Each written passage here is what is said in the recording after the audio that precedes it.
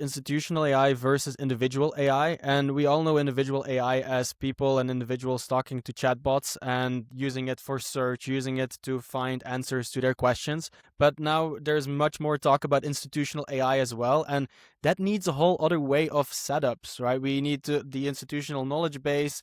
Every institution will have different knowledge, different data. I think that's a very important thing that's currently being built out by the key players and by a lot of different builders. And all the institutions are going to need this to stay relevant. Ben, do you want to take us to the history of this? Yeah. So why haven't companies become 10x more productive if we have these AI tools? And I think he kind of uses this relationship back to the 1890s, where we went from steam engine to electric engine, right? And mills replaced steam engines with these electric motors, but the same factory layout was there until 1920s, right? When then the factory was redesigned, assembly lines, individual motors per machine, workers doing entirely different jobs, but that took 30 years to take place, right? And so then fast forwarding all the way to 2026, the question is, okay, so we have this new technology, AI, just like we went from steam to electric about 150 years ago. But when is like the actual factory going to be kind of redesigned? And factory could be thought of as a company, right? Like any organization. And that's kind of really up in the air. And I think he like kind of brings up a few different things where back in the day where there's individual AI, it's kind of everyone's using it just through a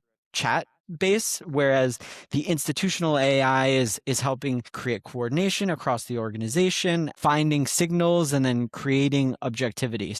If individuals within a company are using ChatGPT with just starting a new thread every time without any context, versus if there is a company-based ChatGPT where all the employees can go and chat and they have all the context, like that's just that little thing is such a big increase in probably productivity and outputs and brand voice and all of those things. Giving the tools to the employees, like if the company gives the right tools to the employees, they will get 10x more productive or even more productive than that, with the goal for the company